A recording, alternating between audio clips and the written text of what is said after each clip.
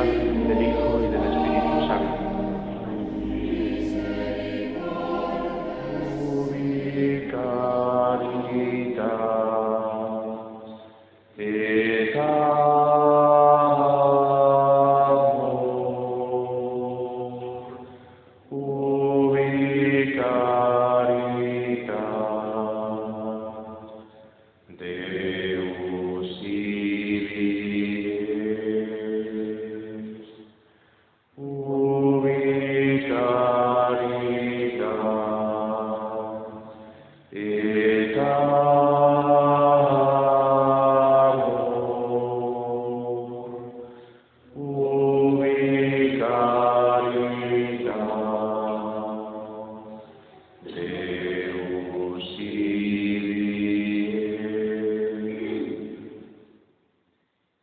Ven, Espíritu Santo, llena los corazones de tus fieles, enciende en ellos el fuego de tu amor, envía tu Espíritu y todo será creado, y renovarás la faz de la tierra. Oremos. Oh Dios, que nos concedes el don de tu Espíritu Santo, haznos dóciles a sus inspiraciones, para gustar siempre el bien y gozar de su consuelo. Te lo pedimos a ti, que vives y reinas por los siglos de los siglos. Amén. Dios te salve María, llena eres de gracia, el Señor es contigo. Bendita tú eres entre todas las mujeres, y bendito es el fruto de tu vientre, Jesús.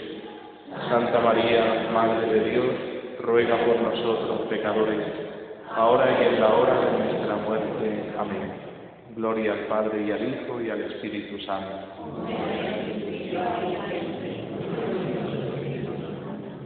Santa María, Madre y Reina de Misericordia, ruega por nosotros.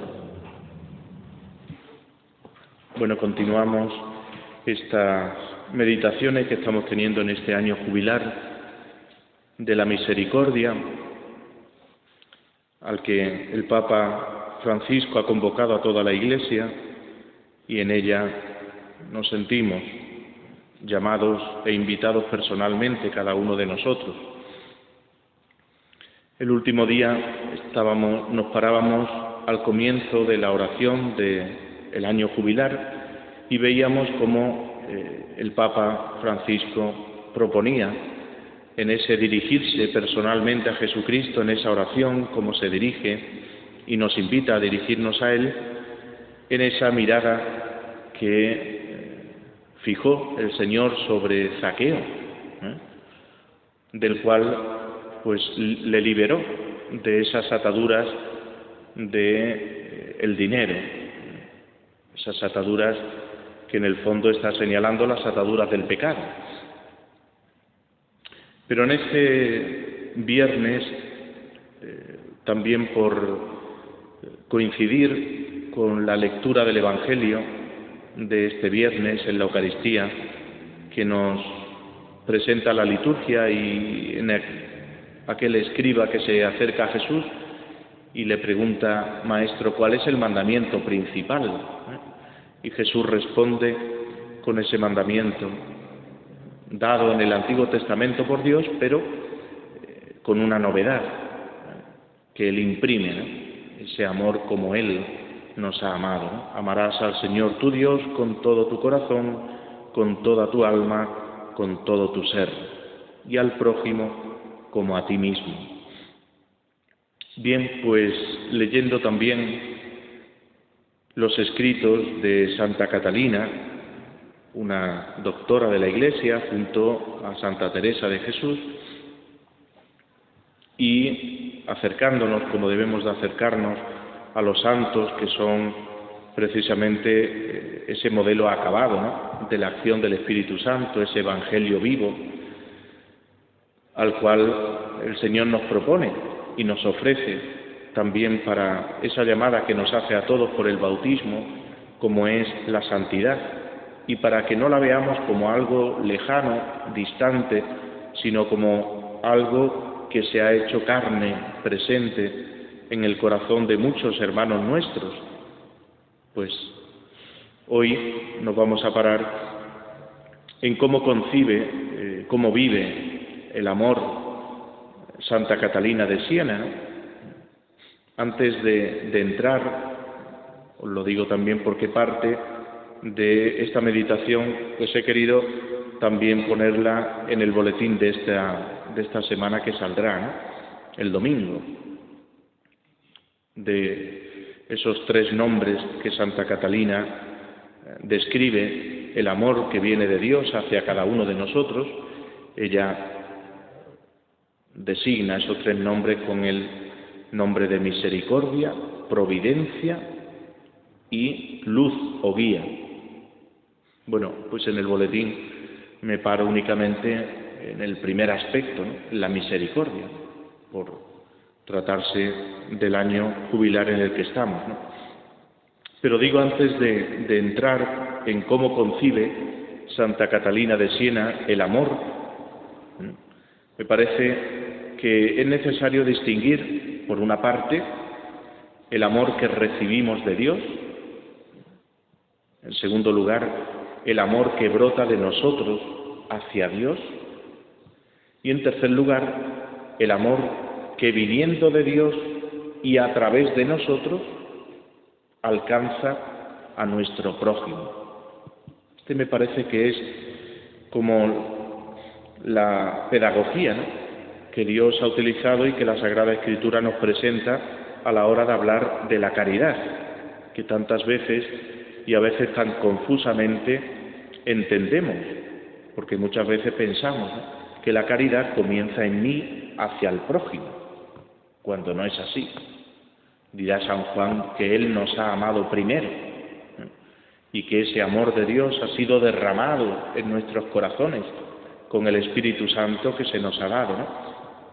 Por tanto, la caridad que brota de nosotros hacia el prójimo es la caridad que viene de Dios y que a través de nosotros, ese amor de Dios, yo lo entrego hacia mi prójimo. Bueno, pues en la meditación de hoy solo vamos a quedarnos como en la primera parte, en ver los escritos, en la doctrina de Santa Catalina de Siena, los nombres que tiene ese amor que viene de Dios.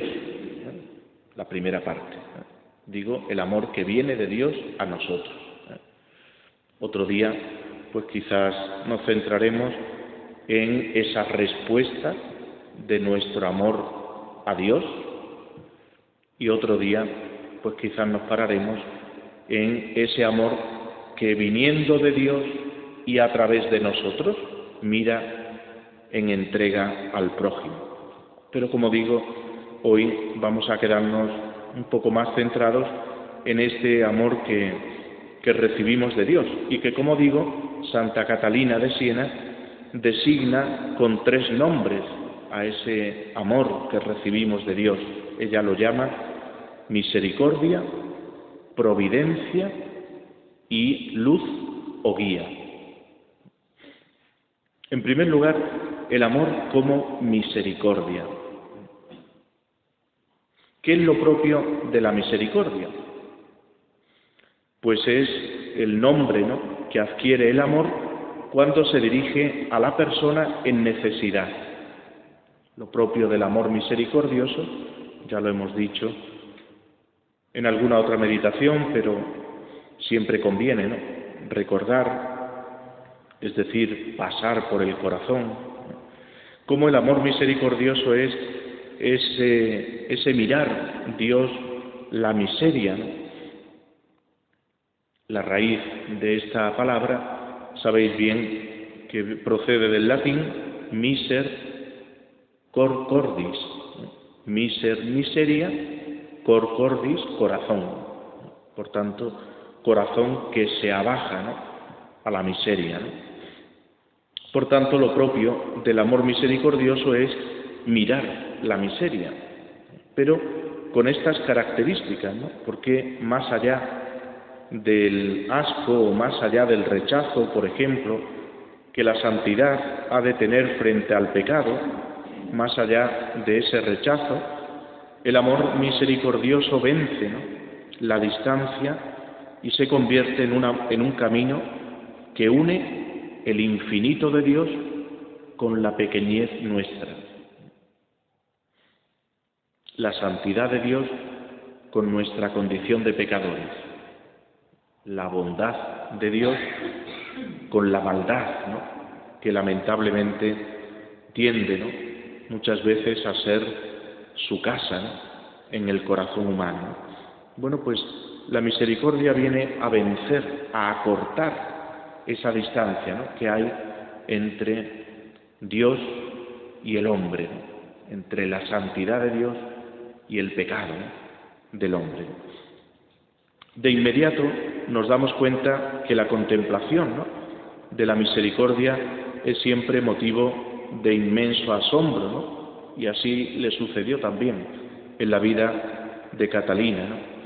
Cuando uno se da cuenta que la santidad es incompatible con el pecado, contemplamos la misericordia y nos llena de asombro, ¿no?, el ver cómo la misericordia acerca la santidad al pecador. Mientras que la santidad está distante del pecado, la misericordia viene a unir, ¿no?, la santidad con la vida del pecador, ¿no?, de cada uno de nosotros. Uno sabe que no puede haber dos cosas más contrarias que la santidad y el pecado. No pueden convivir juntos, ¿no? Y sin embargo, he aquí lo que encontramos, ¿no?, y es que la misericordia vence, ¿no?, la repulsión natural, vence esa distancia inmensa y hace posible, ¿no?, que ese Dios santo, sabio, perfecto, se acerque y nos levante, ¿no?, de ese lodo, ¿no?, del fango de nuestras miserias, de nuestras oscuridades, de nuestras incoherencias, ¿no? Por eso la misericordia es objeto, ¿no?, de nuestra contemplación, ¿no?, porque ahí vemos admirados cómo la misericordia de Dios está siempre dispuesta, ¿no?, por parte de Dios en abajarse, ¿no?, al fango, ¿no?, de nuestra condición de pecadores, ¿no? En algún momento dice Catalina en sus escritos, refiriéndose a ese lenguaje de amor que tiene Dios para con el pecador, dice ella: ¿por qué usas este lenguaje? ¿Por qué la ternura de Dios con el pecador? ¿Por qué la paciencia de Dios con aquel que le rechaza? ¿Por qué sale el pastor a buscar a la oveja, siendo la oveja la que necesita y siendo el pastor el que no necesita? Eso le admira, ¿no?, el corazón enamorado, ¿no?, de Santa Catalina de Siena, ¿no?, el ver, pues, podríamos decir, la obstinación, ¿no?, de Dios en su amor a la hora de acercarse, ¿no?, a cada uno de nosotros pecadores, ¿no?, cuando somos nosotros los que deberíamos de acercarnos a Él, ¿no? Y sin embargo, en el Evangelio aparece siempre, ¿no?, Jesucristo saliendo, ¿no?, en busca, ¿no?, de la oveja perdida, ¿no?, saliendo como médico, ¿no?, a curar y a sanar el corazón enfermo, ¿no? Bueno, pues podemos en este sentido decir que el amor rompe nuestras razones. El amor, pues, nos enfrenta, ¿no?, a esta especie de absurdo, ¿no?, que no encontramos, pues, explicaciones, ¿no?, si no es precisamente por ese amor, ¿no?, gratuito de Dios. Y digo absurdo porque no tiene sentido que un médico ande buscando y buscando, ¿no?, al enfermo para que se deje curar, ¿no? Como no tiene sentido que el pastor, pues, esté detrás continuamente de la oveja, ¿no?, y no la oveja detrás del pastor. Como tampoco tiene sentido que este Dios santo, ¿no?, sea el que tiene que aguardar pacientemente, ¿no?, mientras el pecador, no contento con la multitud de sus culpas, pues se ensaña, ¿no?, en su lenguaje y maltrata tantas veces el nombre de Dios, blasfemando, ¿no?, y echándole las culpas a Dios, ¿no?, de tantas cosas como le sucede, ¿no? Y sin embargo, ahí vemos a Dios que tiene paciencia, ¿no? Es el Dios que busca, ¿no?, continuamente el encuentro, ¿no?, con el hombre y el hombre pecador, ¿no? Bueno, pues esto quiere decir ni más ni menos que el tamaño de la misericordia es el tamaño del mismo Dios. No hay nada en Dios que esté ausente, ¿no?, en esta palabra, ¿no? No hay nada a la hora del actuar de Dios que no esté sellado con esta bendita palabra, ¿no?, de la misericordia, ¿no? Y aquí pues hemos de sacar como dos enseñanzas muy claras, ¿no?, que aparecen en los escritos de Santa Catalina, ¿no? En primer lugar, o la primera enseñanza, que Dios es misericordioso no solamente cuando le vemos acariciar suavemente al que está enfermo, sino que Dios es misericordioso también cuando hace retumbar su voz para que el pecador se arrepienta. Si es verdad que todo en el actuar de Dios está marcado por la misericordia, pues entonces no debemos pensar que este Dios deja de ser misericordioso cuando corrige. Y ahí hay tantas expresiones, ¿no?, en la Sagrada Escritura que nos llaman, ¿no?, precisamente por medio de una corrección a volver nuestro corazón a Él, ¿no? Digo que no deja de ser misericordioso el Señor cuando nos presenta esa palabra, ¿no?, que nos exige, ¿no?, pues volver nuestro corazón a Él, porque nuestro corazón se ha envuelto, ¿no?, en la maraña, ¿no?, de los ídolos, ¿no?, como le pasa tantas veces al pueblo de Israel, ¿no? No somos nadie para juzgar el actuar de Dios, más bien teniendo plena claridad de que su vida, su ser están completamente marcados, ¿no?, por la misericordia, tenemos que asumir que este Dios también, cuando yo no lo entiendo, este Dios cuando no me gusta su forma de actuar, este Dios también, cuando contradice mis expectativas, pues este Dios está amándome, y está amándome con ese amor misericordioso, ¿no?, con ese amor compasivo, ¿no? Así que este es pues uno de los preciosos nombres de Dios, ¿no? Y una consecuencia, ¿no?, que brota para nuestra vida es precisamente esto, ¿no?, es descubrir, ¿no?, en todo el actuar de Dios, me guste o no me guste, descubrir que Dios actúa siempre, ¿no?, movido por su amor misericordioso, siempre. Cuando busca la oveja, la sana, la carga sobre sus hombros, y cuando nos invita, ¿no?, con una expresión a veces exigente y dura, a que dejemos los ídolos y que volvamos nuestro corazón a Él, ¿no? Y la segunda enseñanza que vemos en los escritos de Santa Catalina, cuando ella refiere uno de estos nombres, ¿no?, del amor de Dios, como es la misericordia, es encontrar, dice ella, la misericordia de Dios en la naturaleza, en la historia y en la eternidad.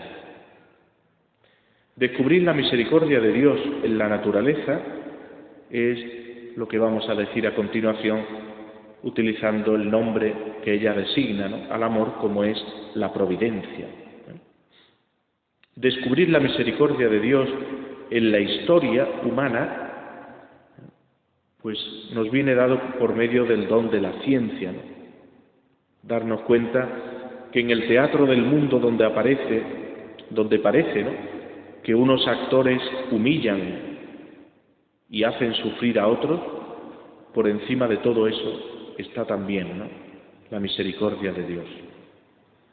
Y descubrir, en tercer lugar, la misericordia de Dios en la eternidad, pues se ve muy fácil, ¿no?, porque nadie merece el cielo, pero en el cielo habita solo Dios y los ángeles, y entre ellos, pues la Virgen María y los santos, ¿no? Por eso al mirar, ¿no?, y descubrir la misericordia de Dios en la eternidad, nos damos cuenta, pues eso, ¿no?, que el cielo es un don, es un regalo, ¿no?, es algo, ¿no?, que nadie merece, ¿no?, sino que es fruto, ¿no?, de esa invitación, ¿no?, que el Señor nos está haciendo continuamente, ¿no? Para Catalina va más allá incluso de esta expresión, ¿no?, cuando ella dice que hemos de descubrir la misericordia de Dios en la eternidad. Dice que no solo en el cielo se ve la misericordia, sino en el infierno se ve también la misericordia. En algún momento llega a decir: es tan grande la misericordia de Dios que en el infierno se queja el diablo porque ni siquiera allí Dios le deja tranquilo. ¿En qué sentido podemos preguntarnos que hay misericordia en el infierno? Y dice, pues en el sentido de que aún los castigos que padecen los ángeles caídos y los castigos que padecen aquellos que se han condenado, si tal es su situación, aun en esos castigos hay una dosis inmensa de compasión.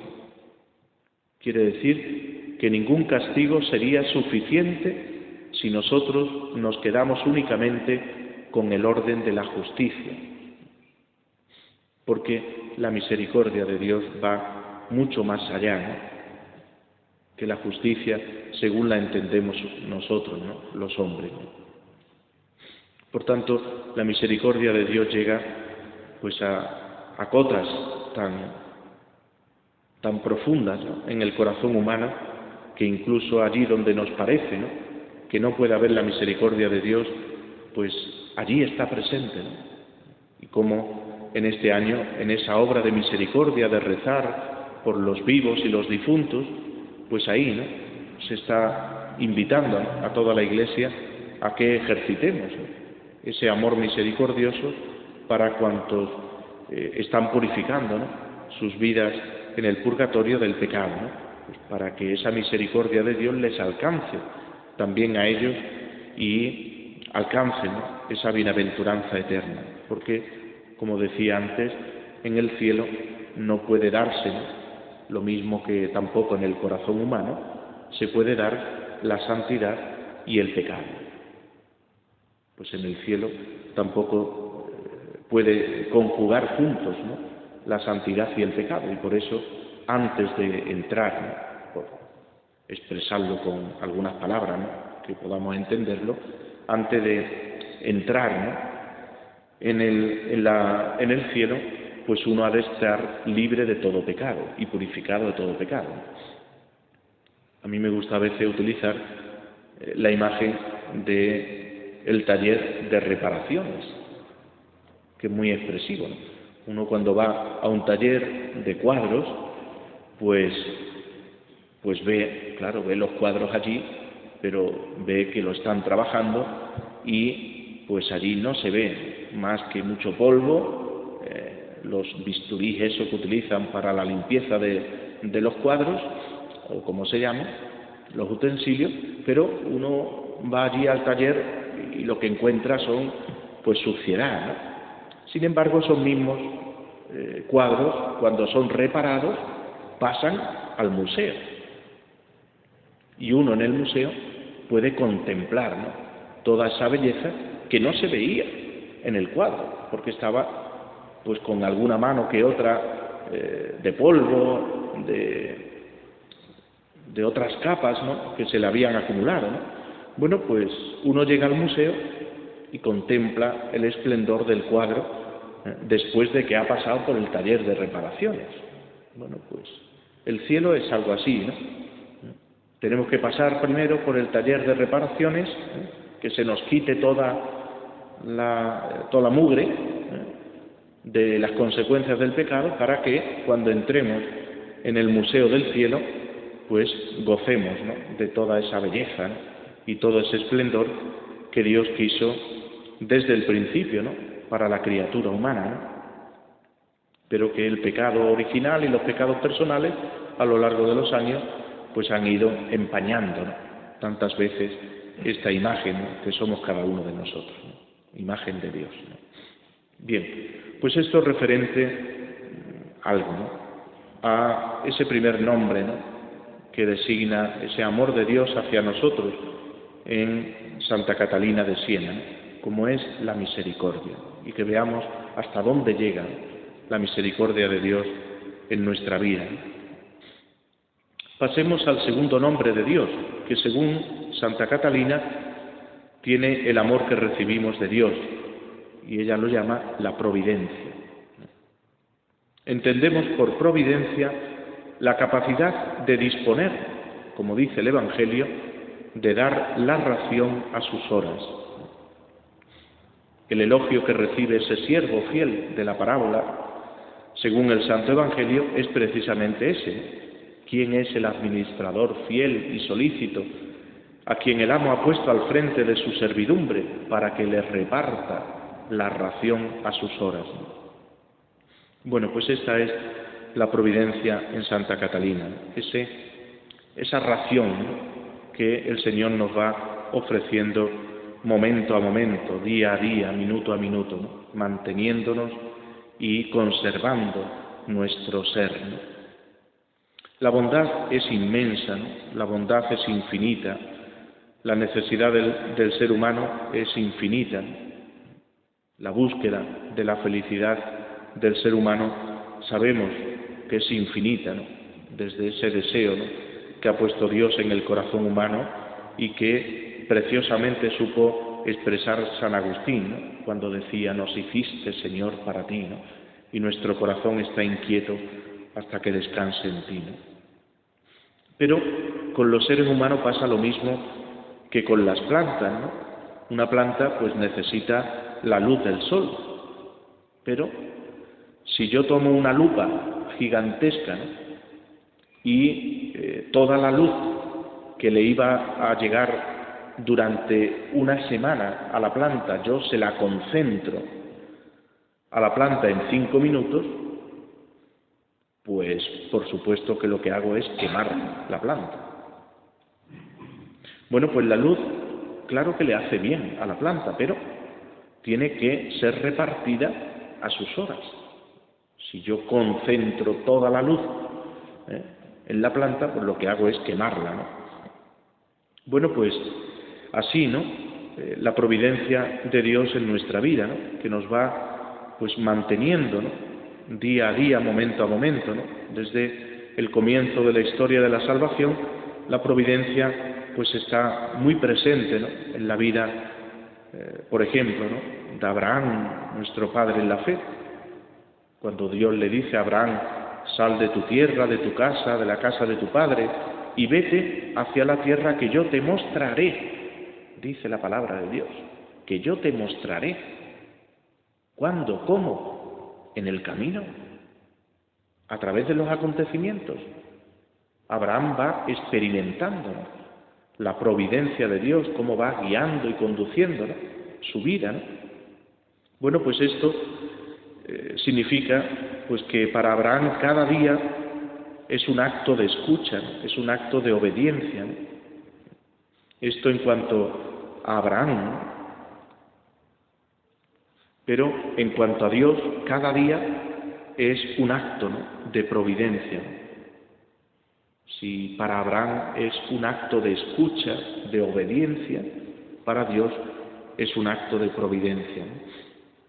Por eso la relación tan estrecha que existe entre providencia y obediencia, porque la obediencia es propia, ¿no?, de el que tiene fe.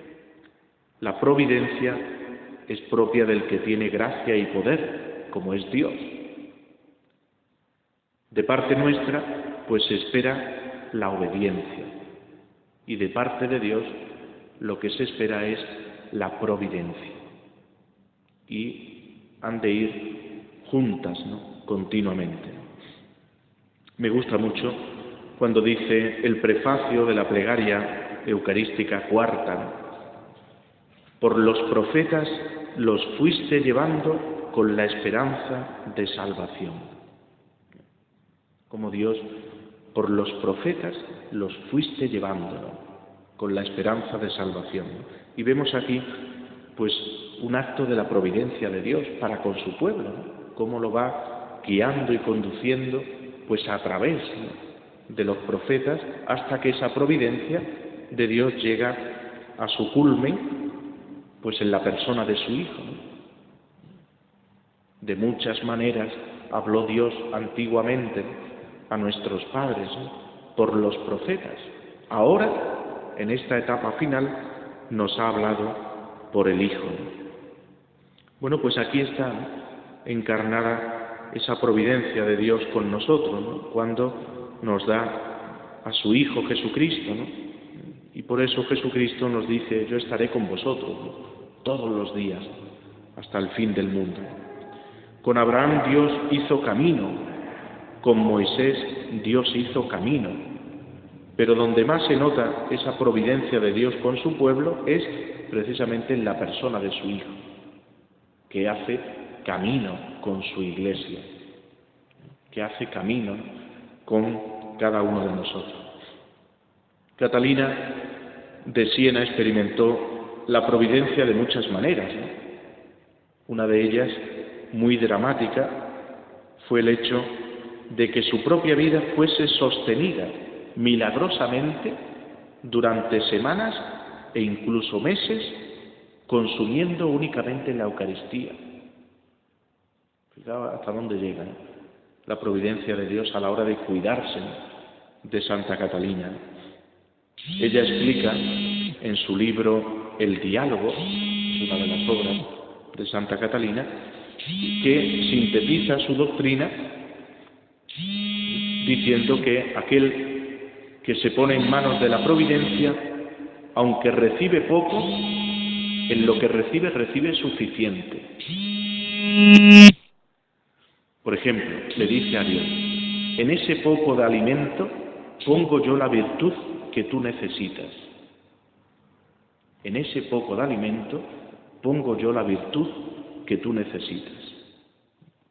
Pues este es el efecto, ¿no?, que produce la providencia de Dios en Santa Catalina, que milagrosamente fue mantenida únicamente con la Eucaristía, ¿no? Eso que a nosotros nos parece imposible, pero para Dios todo es posible. Bien, y digamos una palabra únicamente sobre ese tercer nombre del amor, como aparece en Santa Catalina, como es la de luz o guía, ¿no? El amor es orientación, dice Santa Catalina. Así seguimos el mismo lenguaje que en la providencia y en la misericordia, pero es tan particular la misericordia cuando se convierte en luz, es tan particular la providencia cuando se convierte en esa voz, ¿no?, que orienta nuestra vida. Ella dice que es muy necesario el conocimiento de uno mismo y el conocimiento de Dios, porque en el conocimiento de nosotros mismos es ahí donde nos damos cuenta de cuáles son las necesidades verdaderas y, por consiguiente, cuáles son las puertas de la providencia. Porque si la providencia divina quiere sacarnos de nuestros fangales, de nuestro fango, quiere sacarnos de nuestras esclavitudes, la misericordia de Dios quiere rescatarnos, ¿no?, del lodo, ¿no?, en el que tantas veces nos vemos metidos, ¿no? Pero para que eso tengamos experiencia tenemos que conocer nuestras miserias. Si no conocemos nuestro pecado, no tendremos experiencia de la misericordia de Dios, porque es ahí donde vemos de dónde nos ha sacado el Señor, ¿no? Lo mismo que el pueblo de Israel tuvo siempre muy vivo, ¿no?, la conciencia de dónde le había sacado el Señor, ¿no?, de la esclavitud de Egipto, ¿no?, y cómo rememora continuamente. Eso es lo que vamos a celebrar en la Pascua. La Pascua es la experiencia de dónde nos ha sacado, ¿no?, el Señor, ¿no? Bueno, pues necesitamos conocer, dice ella, nuestras miserias para tener viva experiencia, ¿no?, de la misericordia de Dios. O dicho de otra manera, ¿no?, ¿detrás de qué puerta voy a esperar, ¿no?, el saludo de Dios? Pues ni más ni menos que detrás de la puerta de mis necesidades, ¿no? ¿Cómo encontraron tantos que aparecen en el Evangelio la bondad de Cristo, por ejemplo, los leprosos? ¿Dónde encontraron los leprosos esa bondad de Cristo? ¿En su lepra? ¿Dónde encontró esa bondad de Cristo el paralítico? Pues consciente de su parálisis. ¿Dónde encontró esa bondad de Cristo el ciego de nacimiento? Pues aquel en su propia ceguera, donde desde esa ceguera clamó fuertemente: Jesús, Hijo de David, ten compasión de mí. ¿De dónde encontró la bondad de Cristo la adúltera? Pues precisamente en la miseria de su pecado, ¿no? Y Zaqueo y Pedro y todos en el Evangelio aparece cómo experimentan la misericordia de Dios siendo conscientes, ¿no?, de su miseria, de su pecado. Bueno, pues también nosotros nos damos cuenta, pues, dónde están, ¿no?, nuestras mayores miserias, ¿no? Y hemos de pedirle al Señor, ¿no?, en este tiempo de Cuaresma, sobre todo que pues experimentemos, ¿no?, su misericordia, pero entrando, como la palabra de Dios nos invita cada día de la Cuaresma, entrando en el conocimiento de nosotros mismos, porque la palabra de Dios viene a iluminar nuestra vida, para que, conociéndola de veras, conociendo nuestras miserias y nuestros pecados, ahí podamos experimentar esa luz, esa guía, esa misericordia de Dios en nuestra vida. Pues pidámosle al Señor en este ratito de oración antes de la oración de vísperas, ¿no?, pues que nos muestre, ¿no?, su misericordia, ¿no?, pero que nos muestre su misericordia en la medida en que vamos avanzando en el tiempo de la Cuaresma en el conocimiento de uno mismo, porque no podemos conocer a Dios si no nos conocemos a nosotros.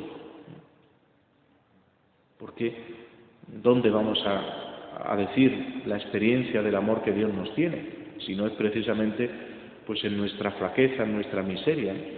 ¿De dónde vamos a hablar de la misericordia de Dios si no es precisamente en de dónde me ha sacado el Señor, de dónde me ha liberado, de dónde me ha prevenido caer en su providencia, ¿no? Bueno, pues ahí, pues pidámosle al Señor que en este tiempo de Cuaresma aprovechemos, ¿no?, este tiempo de gracia para conocernos, ¿no?, pero conocernos desde Él, no conocernos como aquel que coge un test psicológico y se pone introspectivamente a querer profundizar sobre sí para sacar la aguja del pajar, ¿no? El conocimiento que hemos de alcanzar de nosotros mismos es mirándonos, ¿no?, en el Señor, para que cuando veamos nuestra flaqueza y nuestras miserias no nos desesperemos, no nos vengamos abajo. ¿Por qué nos venimos abajo muchas veces cuando vemos nuestra miseria y nuestro pecado? Porque nos vemos desde el orgullo, que supone haber caído otra vez, y eso nos duele. Pero nos duele desde el orgullo. Sin embargo, cuando nos vemos desde el Señor, pues aunque haya caído 7 veces, pues 7 veces, ¿no?, que voy a experimentar la misericordia que Dios tiene conmigo, levantándome, ¿no?, de mi pobreza, de mi miseria, ¿no?, y diciéndome, pues anda, ¿no?, y en adelante no peques más, ¿no? Y si vuelvo a caer, pues otra vez, ¿no?, que me acoge, ¿no?, la misericordia de Dios. Pues pidámoselo al Señor, expuesto, presente realmente entre nosotros en el sacramento de la Eucaristía. Pidámosle que aprovechemos este tiempo de gracia, como en la Cuaresma, para avanzar en el conocimiento del Señor, en su infinita misericordia, pero que avancemos también en el conocimiento de nosotros mismos. Gloria al Padre, y al Hijo, y al Espíritu Santo, como era en el principio. principio, ahora y siempre, por los siglos de los siglos. Amén.